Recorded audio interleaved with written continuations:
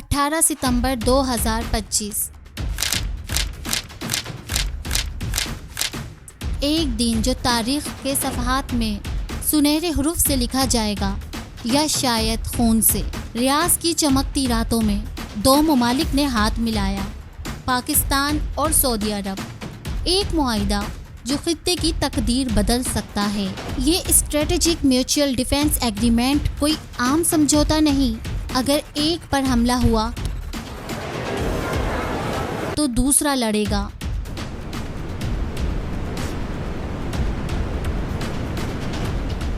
एटमी ताकत, फौजी इत्तेहाद, मुआशी वादे, लेकिन क्यों? क्या ये अमन का रास्ता है या जंग का दरवाज़ा?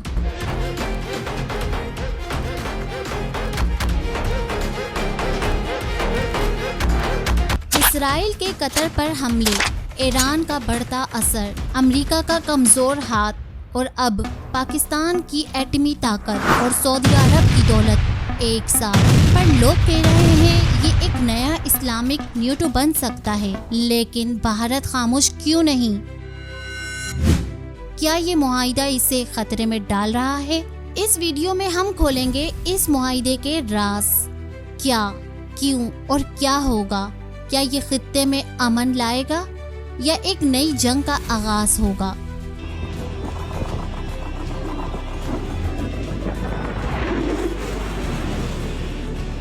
तैयार हो जाएं, क्योंकि ये कहानी आपको हिला कर रख देगी। पाकिस्तान और सऊदी अरब, खित्ते की नई ताकत या नई परेशानी। अस्सलाम वालेकुम नाज़रीन, खुश आमदीद। हमारी इस खुसूसी वीडियो में आज हम बात करेंगे एक बड़े वाक़ये की, जो 18 सितंबर 2025 को सऊदी अरब के शहर रियाज में हुआ। पाकिस्तान और सऊदी अरब ने एक तारीखी दिफाई मुआहिदे पर दस्तखत किए, जिसे कहते हैं स्ट्रेटेजिक म्यूचुअल डिफेंस एग्रीमेंट, यानी बाहिमी दफाई मुआहिदा। इसका मतलब है कि अगर एक मुल्क पर हमला हुआ तो दूसरा मुल्क इसे अपनी जंग समझेगा। ये मुआहिदा क्यों अहम है?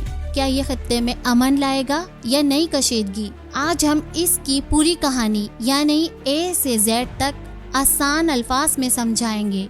हम देखेंगे कि ये कैसे हुआ, क्यों हुआ, भारत इस पर क्या कह रहा है और दूसरे ममालिक इसमें क्यों शामिल होना चाहते हैं। तो तैयार हो जाएं, क्योंकि इस दिलचस्प सफ़र में होने वाला है। आइए सबसे पहले देखते हैं कि पाकिस्तान और सऊदी अरब की दोस्ती कब से चल रही है। ये कहानी 1947 से शुरू होती है, जब पाकिस्तान आज़ाद हुआ। सऊदी अरब ने हमेशा पाकिस्तान की मदद की। 1960 की दहाई में जब पाकिस्तान अपना एटमी प्रोग्राम, न्यूक्लियर प्रोग्राम यानी जौहरी हथियार बनाने का मंसूबा बना रहा था, सऊदी अरब ने इसे पैसों से मदद दी। बदले में पाकिस्तान ने सऊदी अरब की फौजी तरबियत दी और 1970 से 1980 की दिहाई में यमन की जंग में 25,000 पाकिस्तानी फौजी भेजे। ये दोस्ती सिर्फ फौजी नहीं बल्कि मजहबी, मुआशी और सकाफती भी है। सऊदी अरब के पास दौलत है और पाकिस्तान के पास मजबूत फौज और एटमी ताकत। दोनों ममालिक मिलकर एक दूसरे को मजबूत करते हैं। हालिया बरसों में जब से अमेरिका ने मशरिकी वस्ता में अपना किरदार कम किया, सऊदी अरब नए दोस्तों की तलाश में है और पाकिस्तान इसके लिए बेहतरीन पार्टनर है। अब आते हैं इस मुआहिदे की तफसीलात की तरफ। ये स्ट्रेटेजिक म्यूचुअल डिफेंस एग्रीमेंट यानी बाहिमी दिफाई मुआहिदा क्या कहता है? यानी बाहिमी दफाई मुआहिदा क्या कहता है? सबसे बड़ी बात, अगर पाकिस्तान या सऊदी अरब पर कोई हमला करेगा तो दूसरा मुल्क इसे अपनी जंग समझेगा, यानी दोनों एक दूसरे के साथ खड़े होंगे। इसके अलावा ये मुआहिदा शामिल करता है ज्वाइंट मिलिट्री एक्सरसाइज यानी मुश्तरका फौजी, यानी दोनों ममालिक की फौजें मिलकर तरबियत करेंगी।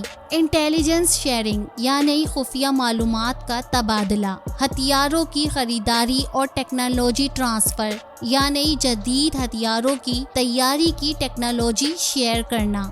मुआशी तावन, जैसे सऊदी अरब पाकिस्तान में मादनियात की मंसूबों में सरमाया कारी करेगा।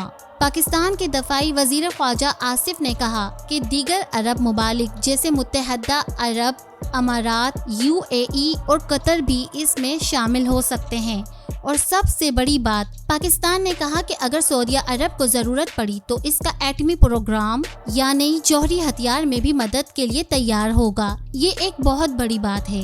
اب سوال یہ ہے کہ معاہدہ ہوا ہے کیوں؟ اس کی کئی وجوہات ہیں۔ سب سے بڑی وجہ خطے میں بڑھتی ہوئی کشیدگی ہے۔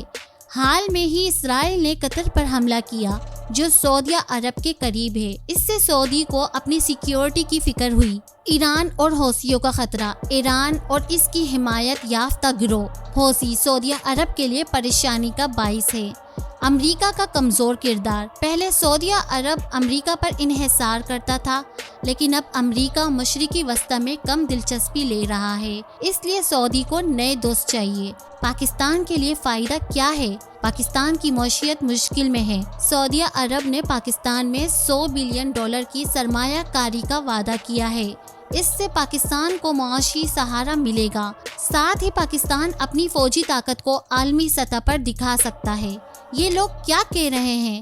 کچھ لوگ پاکستانی کہتے ہیں کہ یہ پاکستان کی بڑی سفارتی جیت ہے۔ کچھ سعودی کہتے ہیں کہ یہ خطے کے امن کے لیے ضروری ہے، لیکن کچھ لوگ پریشان ہیں کہ یہ نئی جنگوں کا باعث بن سکتا ہے۔ کیا یہ معاہدہ صرف پاکستان اور سعودیہ عرب تک محدود ہے؟